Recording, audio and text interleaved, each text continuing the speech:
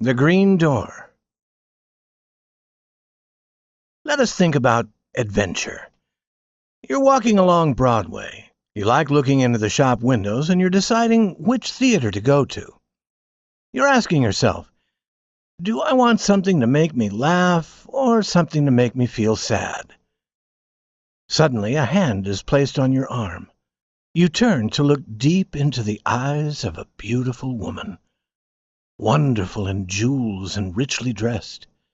Quickly, she puts into your hand a piece of hot, very hot, bread and butter. She cuts a small piece of cloth from your coat. She speaks one word, and it means nothing to you. Then, quickly, she runs down a side street, looking back fearfully over her shoulder. That would be pure adventure. Would you accept it? No. Your face would turn red, you'd drop the bread and butter. You would walk straight along with one hand over the hole in your coat. This you would do if you were not one of the very few in whom the pure spirit of adventure is not dead.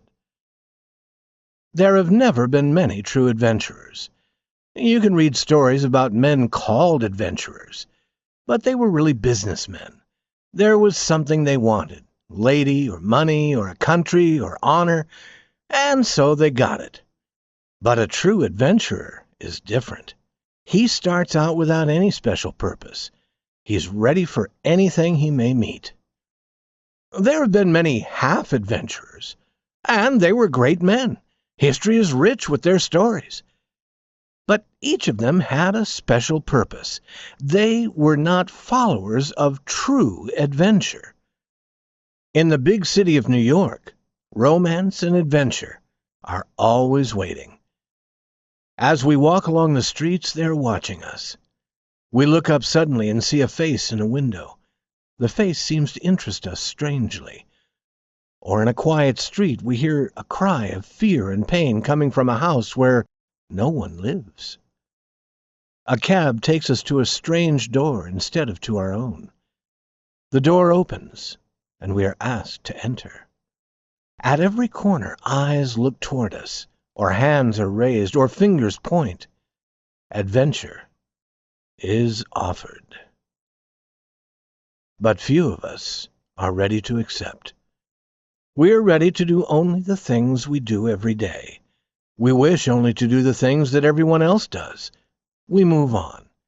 And someday we come to the end of a long, quiet life. Then we begin to think.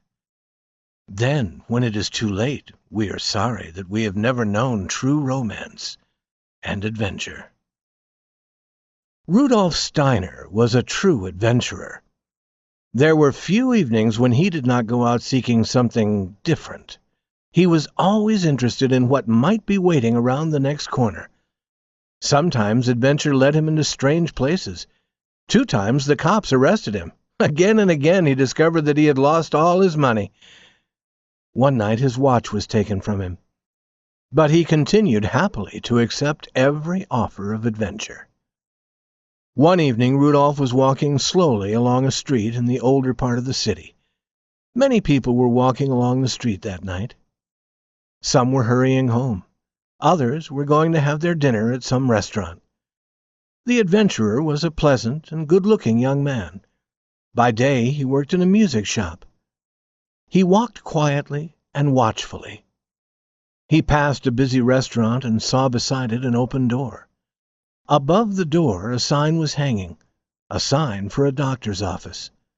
A very large black man stood at the door. He was strangely and brightly dressed in red and yellow. Quietly he was offering small pieces of paper to those who passed by. Rudolph had often seen such a thing before. The black man's small pieces of paper would have the name of the doctor in the office on the 3rd floor. Usually Rudolph walked past without taking the paper that was offered. But tonight the paper was put into his hand very quickly. He kept it, smiling. When he had walked on further, he looked down at the paper. Surprised, he turned it over and looked again with interest. On one side there was nothing. On the other side were 3 words: The Green Door. And then, 3 steps beyond, another man threw down the paper the black man had given him. Rudolph picked it up. There was the doctor's name with the street and the number. This was what Rudolph had expected to find on his own piece of paper. The young adventurer stopped at the corner to think. Then he went across the street, walked further, and returned across the street to the first side. Now he again walked past the black man. Again he received a piece of paper. 10 steps away, he looked at it. There were the same words that had appeared on the first paper. The green door. 3 or 4 other pieces of paper were lying in the street where they had been dropped. He looked at them. Every one had the doctor's name on it. 2 times now Adventure had asked Rudolph to follow. He was ready. He walked slowly back to where the big black man stood. This time, as he passed, he received no paper. The papers were offered to some, but not to all that passed. It seemed to Rudolph that the large black face looked coldly at him. The look was painful to Rudolph. It seemed to say that he had failed. It seemed to say that he was not a true adventurer. Standing away from the crowd of people, the young man looked up at the building. He believed that his adventure must be somewhere inside. The building was 5 floors high. A small restaurant was on the ground floor. On the floor above that was a hat shop. Above the hat shop was the doctor's office. Above this were several signs of dressmakers, music teachers, and other doctors. On the top floor, people seemed to have furnished rooms. Rudolph entered the door and walked quickly up. On the second floor, he stopped. The hall was not very well lighted. There were 2 gas lights, one far to his right and the other nearer to his left. He looked toward the nearer light and saw a green door. For one moment, he waited. Then he remembered the cold face of the black man at the door below. He walked straight to the green door, striking it loudly with his hand. Then he waited to see who would open the door. In the moments that passed then, he could feel the quick breath of true adventure. What might not be behind the wood of that green door? Bad men planning bad acts, or beauty in trouble, or death, or love. Anything might be there. A soft sound was heard, and the door slowly opened. A girl not yet 20 stood there. Her face was very white, and she was very weak. She put out one hand and started to fall. Rudolph caught her and carried her inside and put her down on a bed. He closed the door and looked around. It was very clean, but she was very poor. That was what he saw. The girl lay with her eyes closed, but now she opened them, and the young man looked at her face. He had never seen it before, but he knew that it was a face that he had always hoped to see someday. Her eyes were gray, her nose was small, her hair was brown. It was a face to make this a wonderful adventure, but her face was very thin, and it had no color. The girl looked at him and then smiled. "I fell, didn't I?" she said. "That is what happens when you don't eat for 3 days. "What?" cried Rudolph. "Wait till I come back." He rushed out the green door and down to the street. In 20 minutes he returned. Both arms were full of things from a food shop and from the restaurant. He put them on the table. Bread and butter, cold meats, cakes, fish, milk, and more. "Only little fools," said Rudolph. "Stop eating. You must not do things like that. Dinner is ready." He helped her to move to a chair at the table and asked, "Is there a cup for the milk?" "There, by the window," she answered. He filled the cup. "Drink that first," he ordered, "and then you shall have something else. And may I be your guest?"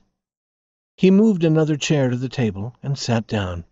A little color began to come into the girl's face. She started to eat like some small wild animal that has been without food for a long time.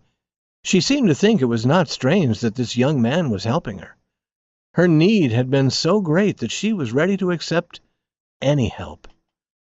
But slowly, as her strength returned, she began to tell him her little story. There are 1,000 stories like hers in the city every day. It was the shop girl's story. Not enough pay, illness, a lost job, lost hope. And then, the adventurer at the green door. But to Rudolph, it was not a little story. It was a big story. "And you suffered all that?" he said.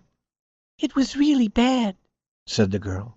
"And you have no family or friends in the city?" none. "I am all alone in the world, too," said Rudolph. I'm glad of that. said the girl, and it pleased the young man to hear that she was glad he was alone. Very suddenly her eyes closed. It was not easy for her to open them again. I'm falling asleep, she said. and I feel so good. Rudolph rose and took his hat. "Then I'll say good night. A long night's sleep will be fine for you." He held out his hand, and she took it and said, Good night. but her eyes asked a question. He answered with words, "I'm coming tomorrow to see how you are." Then, when he was at the door, she asked, How did you happen to come to my door? He looked at her for a moment and felt a sudden pain. What if those pieces of paper had been placed in some other man's hand? Quickly he decided that she must never know the truth. He must never let her know that he knew that she had taken such a strange way to call for help. "I was looking for someone else," he said. The last thing he saw was her smile. Outside the door he stopped and looked around the hall. And then he went along the hall to the other end. He came back and went to the floor above, and walked to the far end of that hall. Every door in the house was painted green. He went down to the street. The black man was there. Rudolph showed him the 2 pieces of paper with the words, "The Green Door." "Why did you give these to me?" he asked. "I give some of those and some of the doctor's name," the black man said. "I'm paid $1 to give those." "But what do they mean?" Rudolph asked. The black man smiled. "There it is," he said. He pointed his finger down the street. "But you are a little late." Rudolph looked down the street. There he saw a theater, and over the theater was a big sign in electric lights. It said, "The Green Door." In the shop on the corner near his home, Rudolph stopped to buy a newspaper. He stepped outside again and said to himself, "I know that it was planned that I should meet her that way. I know it." For Rudolf Steiner was a true follower of romance and adventure.